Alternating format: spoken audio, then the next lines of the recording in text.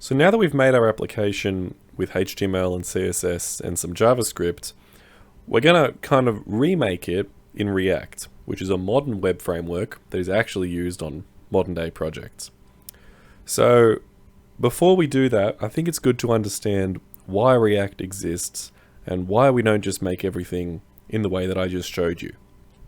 So if we think about, I'm just going to take you to a particular website. So back in the day, websites were really just folders that contained lots of different pages in them. They didn't really do anything. So this is a great example of like an old style website. There's nothing wrong with it, but it's just the websites today tend to be a bit more complex. So this is a website that basically just has a lot of links in it. If I click a different link, it's just going to take me to a different page, and that's it. It doesn't really do anything. It's just got information. And that's typical of older style websites. Whereas today we have websites like Facebook and Netflix and God knows what else, and Slack and whatever, that aren't really websites so much as they're web apps. And on any given page, they just do so many different things. And it's just not the same as this click different links, go to different pages type thing. So those sorts of websites are usually made with web frameworks of some sort, and React is a really popular one. Angular is another popular one. So Facebook is made with React. So basically what that means is, instead of us coding separately in HTML, CSS, and JavaScript, we're going to be coding in React, which is kind of this weird mix of HTML, CSS, and JavaScript in one. And in the same way that less compiles down to CSS, this React will become HTML, CSS, and JavaScript. And it's all about state. So what we just did with our JavaScript is we made it so that when you hit the submit button, it takes that data out of those input boxes, and then it kind of constructs a new element, and then it shoves that element back into the HTML. With React, we have this thing called state. And so what we would do is our code never really touches the HTML or the CSS. What we do is we change the state, and as a result of changing the state, all this stuff changes automatically. So for example, we might have, well, in our application, we've got those contact cards, and those contact cards are stored in the contacts holder. And we might have our React state mirror that. So in our React state, we could have an object or an array called contact cards. And in that, we would have an object that represents each of those contact cards. So when we want to add a new contact card, we just add it in the state, and then because we've hooked up the state to the document already through React, that's all we have to do. We update the state, and the application, and like what you see is, I guess, a symptom of changes in the state. This will make more sense once we actually explore it. So to get started, we actually need to create a whole new project. We'll still leave this open because we'll be able to take some code out of that and it will speed things up for us because a lot of it will be the same. But I'm going to create a new folder on my desktop and call it Phonebook React. And then I'm going to open that up in Visual Studio Code.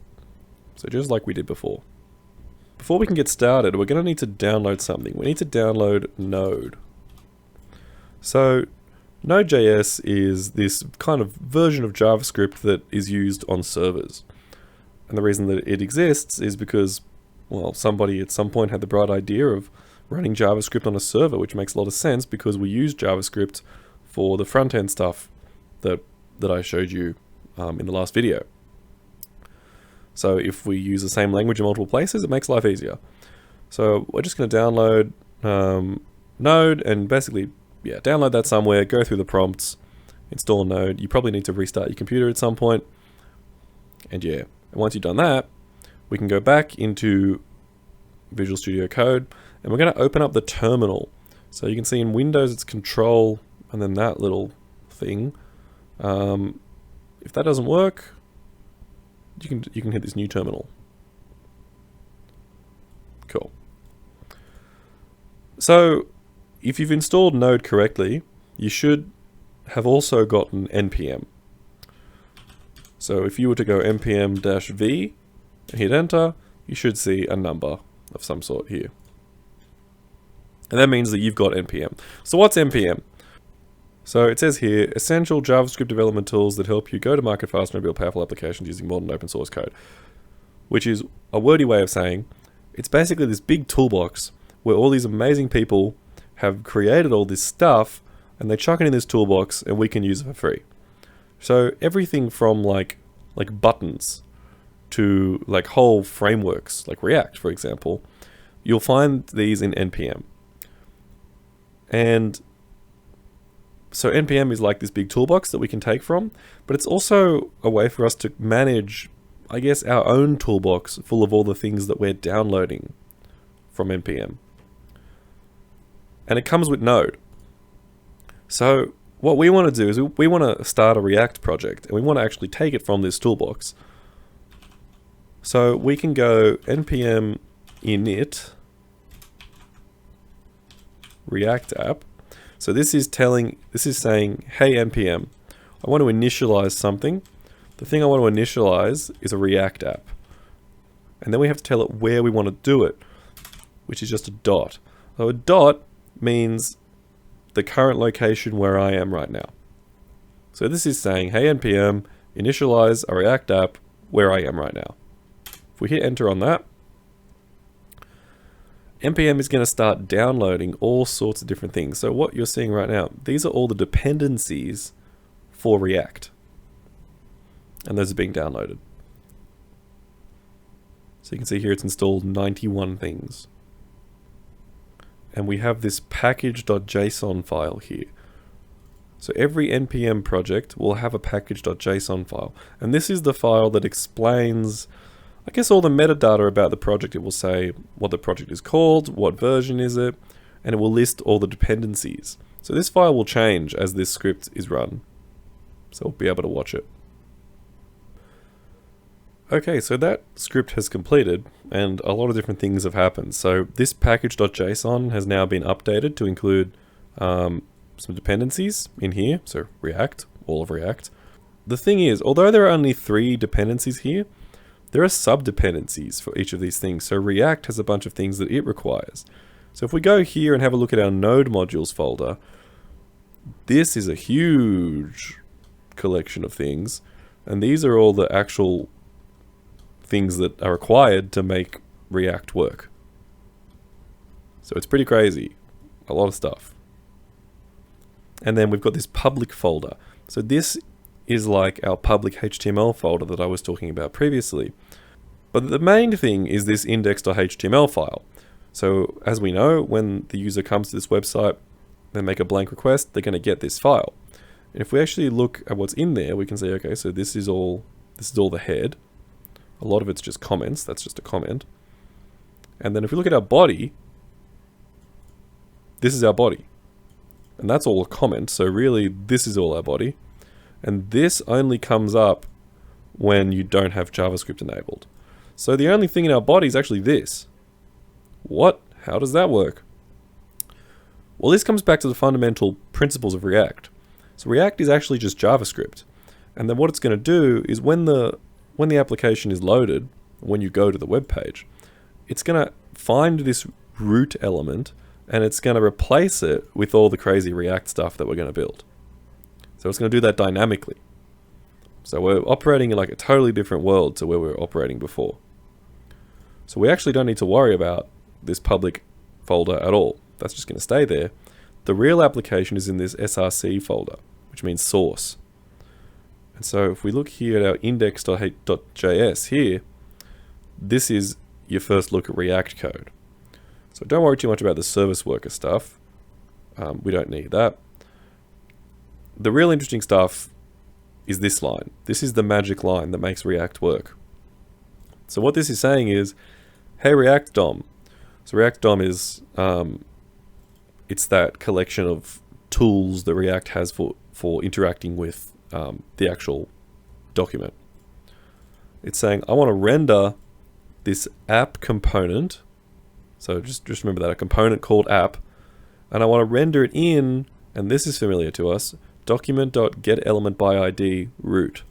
So the root element, which we know from our HTML is this. This is the root element. So it's saying, grab that element, and inside it, render app. So what's app? This is app. See this import app from /app. So that is saying import something from, well, import a React component from this address. So remember the dot means where we currently are. So /app is actually referring to this file here. It's saying import that thing, call it app, and that way we can use it in this file. And this is how we're using it. We're saying we're going to run that app. So then if we go into app.js, there's more stuff. And this is starting to look a bit like HTML. It's not quite HTML. It's kind of this weird mix. So we've got some more imports here. We're actually importing some CSS. We're importing a logo. That's just an image. We're importing React, of course, because we have to use React. And all we've got going on is this function called app, which is going to return all of this, which looks like HTML. But isn't this JavaScript? So this is actually called JSX. This is like a weird hybrid language between HTML and JavaScript. And the reason it exists is because it allows us to very easily mix HTML and JavaScript. So for example, in this function, we could create a variable. You know, there's a variable.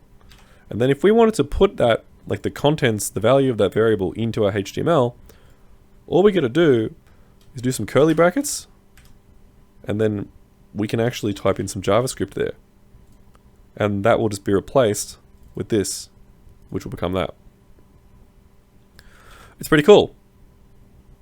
So it's a really easy way for us to connect the JavaScript to the HTML. So we don't want any of this. We're going to build our own thing. And the rest of this video is really going to be taking what we've already done and just redoing it in React. And you'll find that it's actually a lot faster because React is made for this sort of stuff. So the first thing we're going to do is we're going to basically redo this entire component. So this right now is a functional component. It's a functional component because it's just a function, and it's just returning some JSX. Simple. But we want the more advanced version of a React component. We want a class component because that way we can have state. And remember I was talking about how the UI, it comes from the state, so we have to get the state set up. So how are we going to do that? Class. App.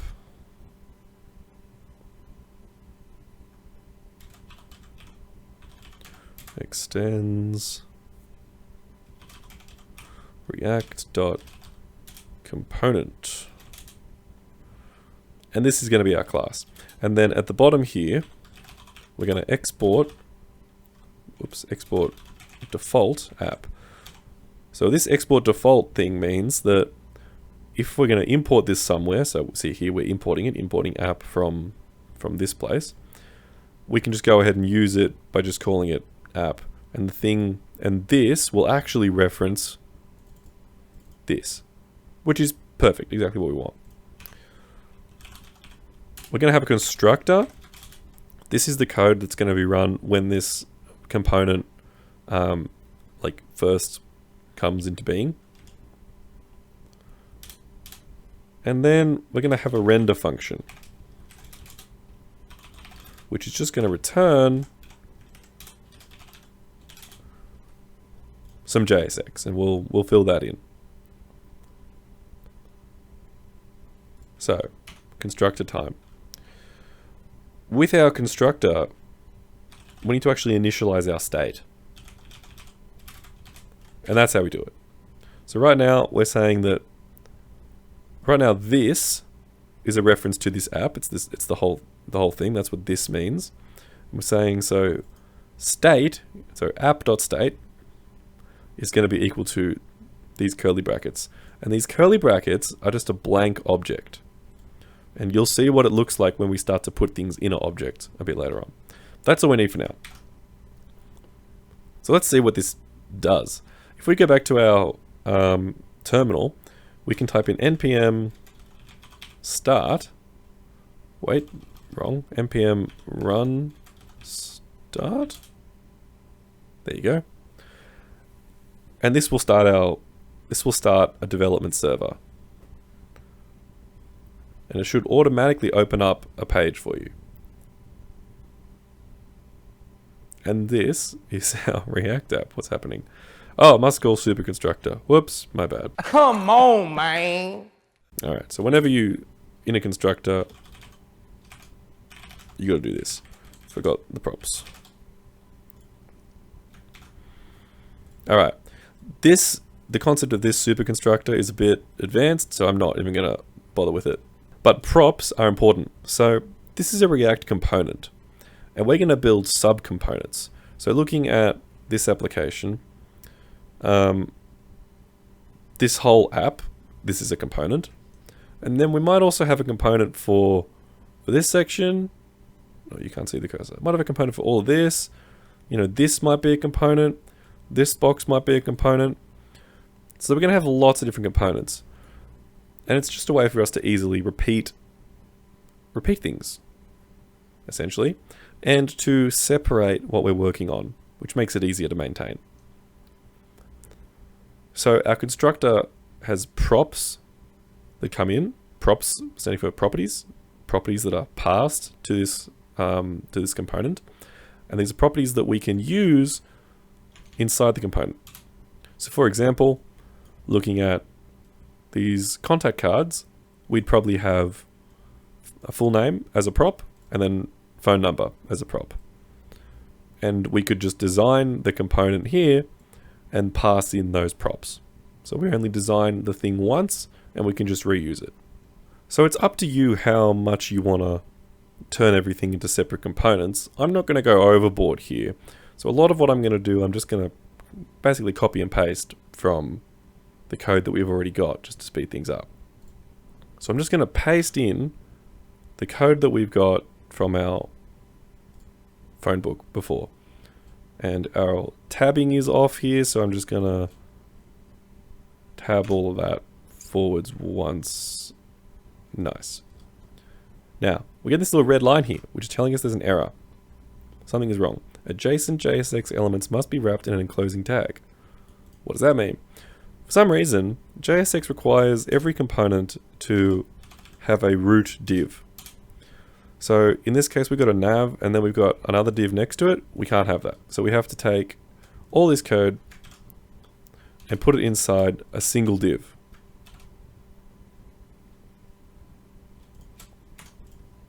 Excellent. Now there's no error. So we've saved that now. If we go over to our React app and we look at it, this looks familiar. This is exactly like what our app looked like before we styled it. So we can just add the styles now and it will look exactly like it did before. So let's create a less file here, app.less. And then we can paste in that, which will compile to our CSS. And then if we grab our website over, look at that. Exactly like it was before. Not exactly. Something's up here. That's strange. Try giving that a refresh.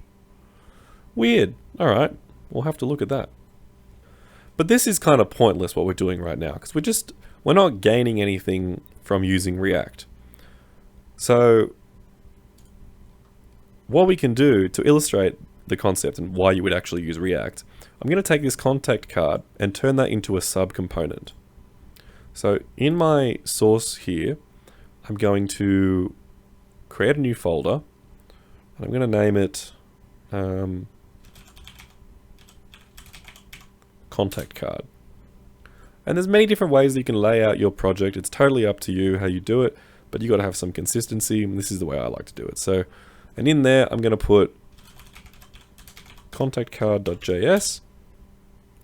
So this is going to be my React component for the contact card. And then it's going to have styles.less. It's going to have its own little style sheet.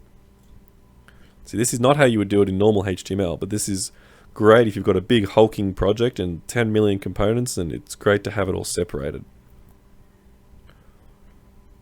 Okay, so what do I need? I need to basically rebuild this format. So I'm going to import React from React, import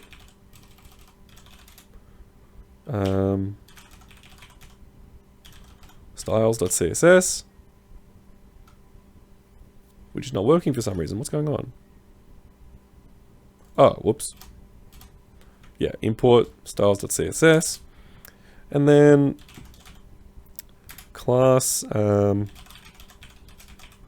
contact card extends React component. Right. The extends part is us basically saying this is a React component.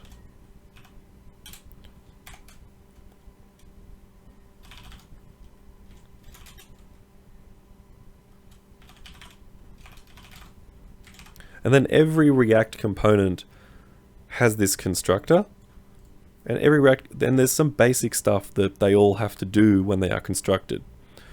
So when we create this function here, this is us technically overriding the constructor that is contained within every React component already. So this is an opportunity for us to do something different. For example, we might want to initialize the state. But just because we're doing something different doesn't mean that we can't... What am I trying to say? I'm trying to say that there's a lot of stuff that this component will already do when it is constructed. And if we don't call super, if we don't do this, then all that stuff that's already meant to happen is not going to happen. And the only thing that will happen is that we're going to get this state object, which is not enough to initialize a component. We don't want to deal with all the other stuff. We just want to tell the system that it should do that stuff. So super is a way of calling this function in the super class. And this is the super class. It's the class above. And here's our render function.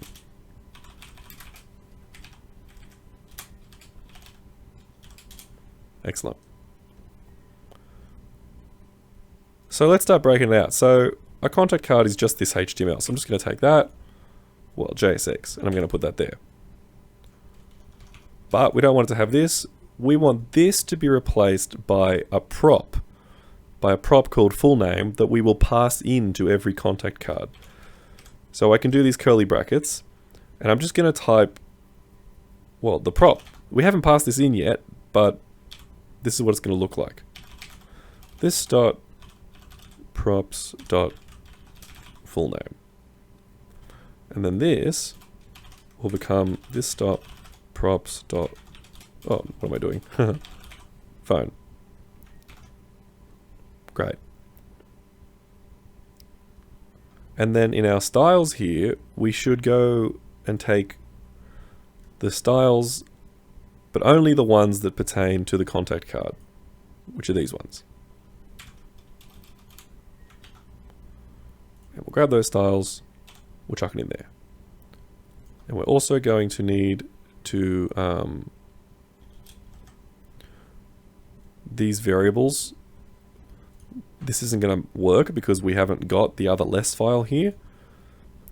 So I'm just going to do it the simple way and paste those variables in here.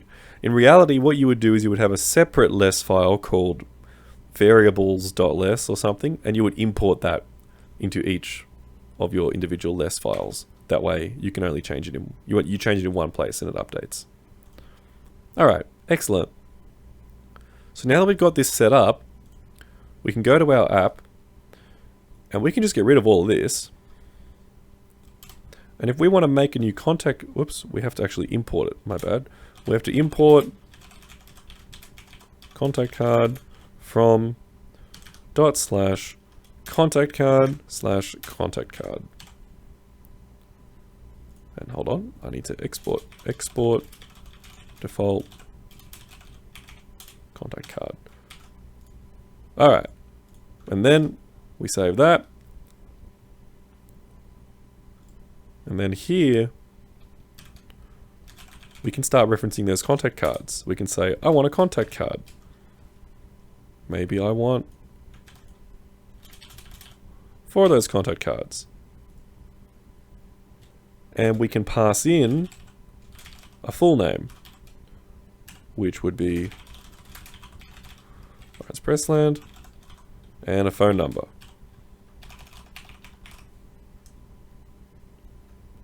And if we copy and paste that some more times, our application looks exactly like it did before, but this time with components. So now if we want to add another contact card, well, the story becomes a lot simpler. All we do is we change something here, have a look at our app, and there it is. It's changed. So it's much simpler. And it's especially simpler if we hook this up to the state. So let's do that now. We'll say that in our state, there's going to be an array called contacts. Now, what's an array? An array is just a list of things. It's just multiple things. So in this case, it's going to be an array of contacts. And in that array, it's going to be filled with objects. So it's going to be a list of objects. So we're going to have, whoops, every object will have a full name, and we can specify what that is.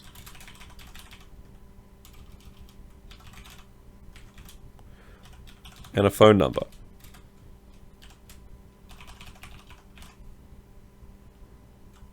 And it's just comma separated, so we can just keep copying this, and now we've got 4 objects in this array called contacts. Now how do we get this into this? We need to put a function here. A function that will loop through all of this and spit out a contact card for each one of these objects. So I'm going to create a function. I'm going to call it generate contact cards. And the purpose of this function, kind of like the render function, will be to simply spit out an array to spit out the JSX. So how am I going to do that? I'm going to say this dot state dot contacts dot map. What does this mean? And I'm going to return whatever this is. A couple things going on here. So this .state.contacts is referencing this. Map is a special function that takes in a function as an argument. This is getting pretty confusing. And what it will do is it will loop through each of the objects in that array. For each one, it will execute that function, and whatever that function returns, it will replace that object with what that function returns. I bet I lost you. So for starters, to make this clearer, I'm going to put a function in here. And the way that we can write an anonymous function is like this. Watch this closely. That is the syntax for an anonymous function. Looks confusing, you get used to it. So, I'm starting by opening those parentheses, and then equal sign, greater than sign, curly brackets, enter. So what is this function going to do? This function here, in this spot here, is going to return a contact card with this data filled in. Now, when this map function is executed, the function that we're creating here is going to get given an item. And the item that it will be given will correspond to the current object in the array that it's going through. So, this function will return a contact card. And why do I keep doing that? And full name will equal to item dot full name, and phone will equal to item dot phone. So let's run through this. When we say this dot state dot contacts dot map, it's going to run through every item in this array. And for each item, it's going to execute this function. It's going to pass in that item, and then we're going to spit back a contact card, which has filled in the full name and the phone number from this object, from each one of these objects as it is passed in as an item. And then what it's going to do is it's going to replace each one of these with whatever we pass back, which is this contact card. So when we say return, whatever the result is of this, what we're actually going to be returning is a version of this array where each of these objects is actually a contact card. Not very much code. Complicated, but not very much code. And that means now that if we put that function here, which we can do like this, we go this dot generate contact cards.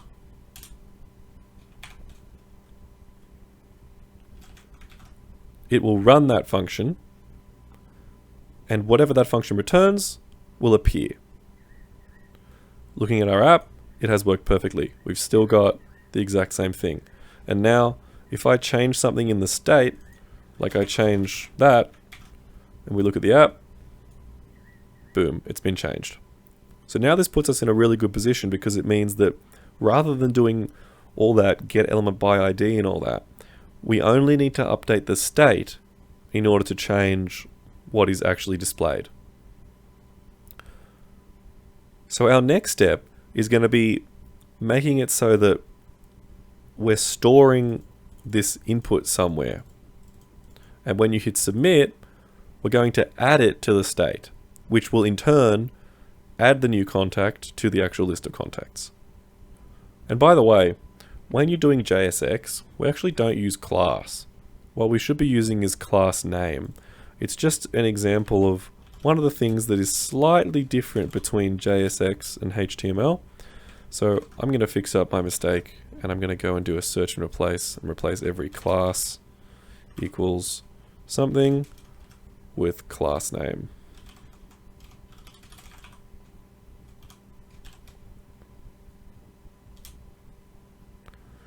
And we only want to do that. Yep, we want to do that there. And also everywhere in app.js. Excellent. It still seems to work, but it's just not correct. And while we're looking at it, we might as well fix up this weird issue that's going on here.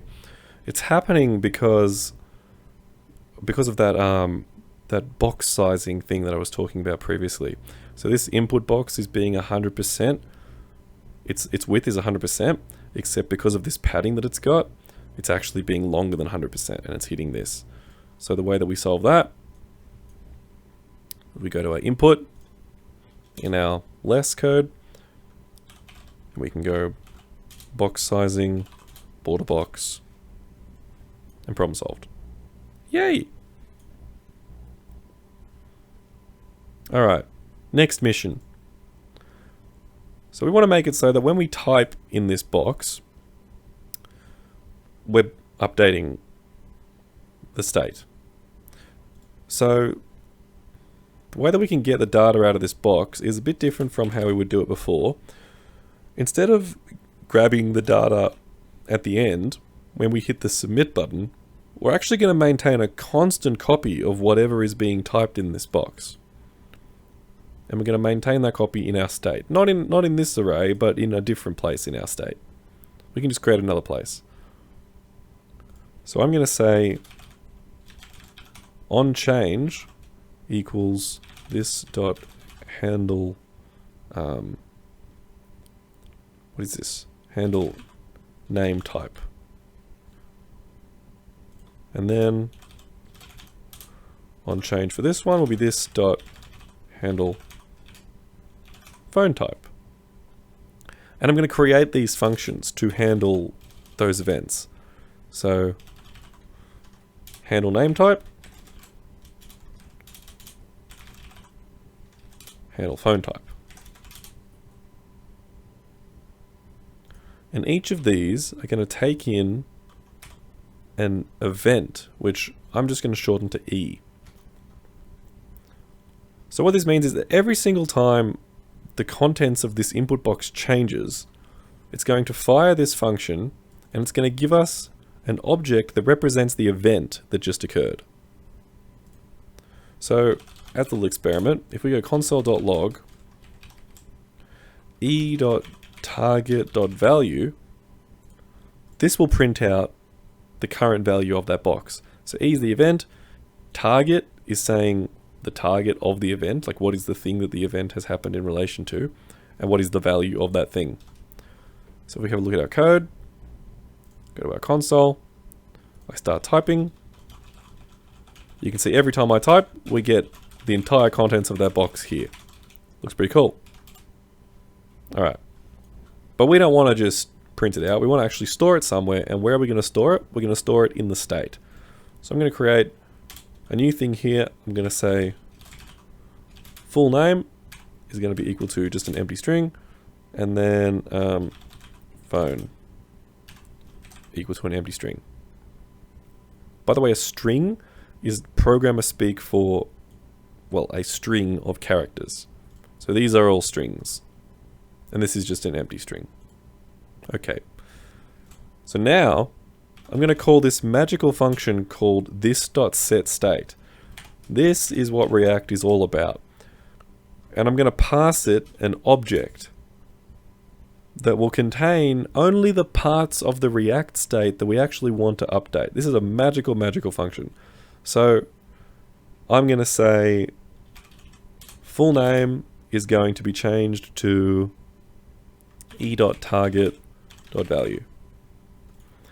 So what will happen is React will, in this one magical function, it'll take whatever we've given it, and it will say, it will compare this object, it will do it like a diff, it will compare what's different between this object and the React state as it currently has it, and then it will selectively update only the thing that we've given it. So we're saying here, I want you to update full name and make it this value.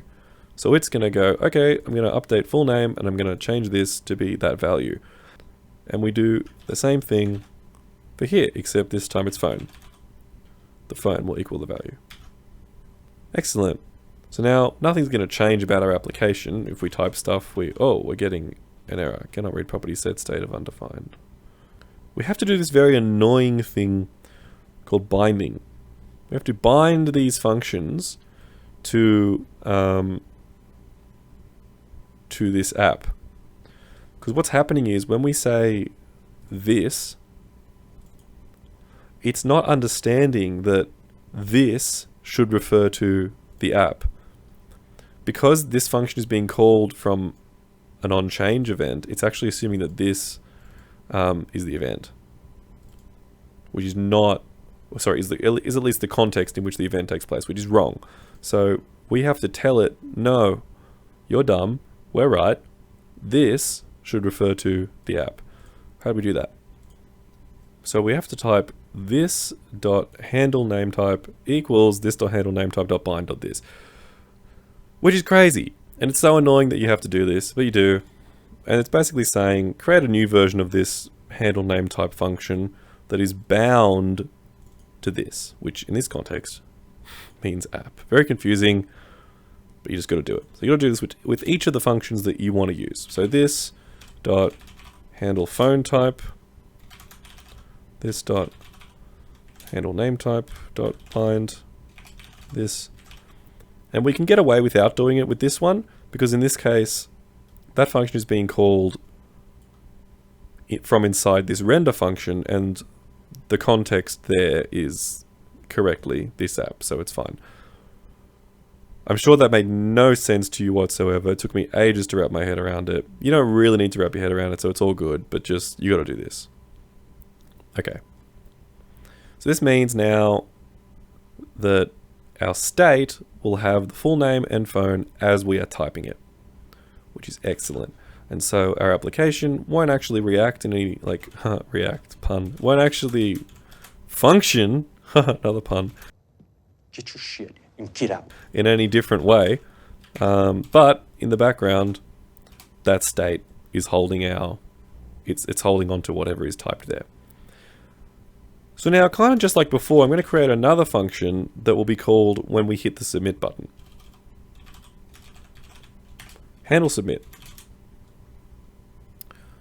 And this time I'm going to change this on click, and it's going to say this dot handle submit. Excellent. So what are we going to do? This is the magical part. All I have to do here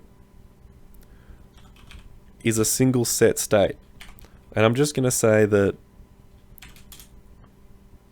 oh, actually, this is a bit more complicated. Okay. What I want to do is I want to push a new object to this .state.contacts. So I can go this .state.contacts.push, and then the way that the push function works is you call it on an array, so we know that this is an array.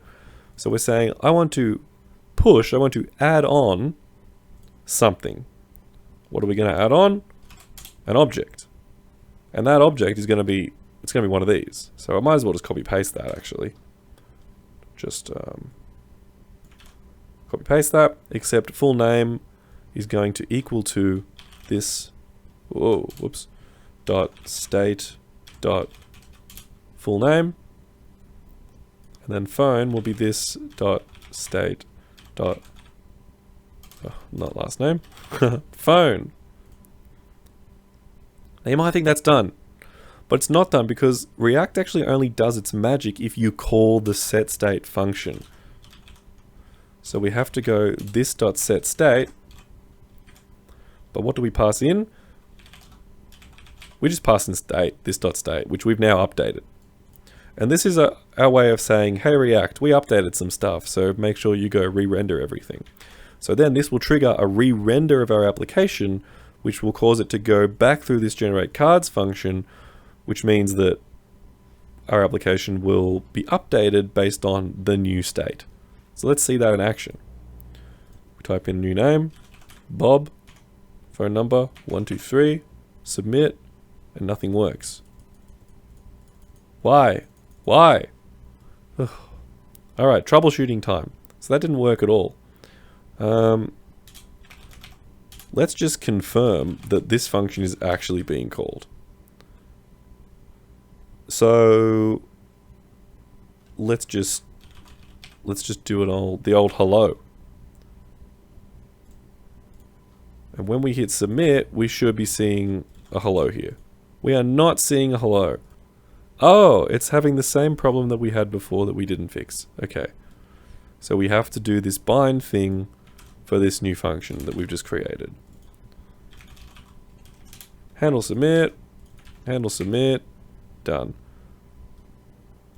And then that'll be fine. We don't need a hello there because we know it's going to work now. Bob, 123. Yeah, oh, it's half worked. We got the 123 but not the Bob. What? What? What? This is very confusing. I'm suspecting that something's going wrong with our state updates.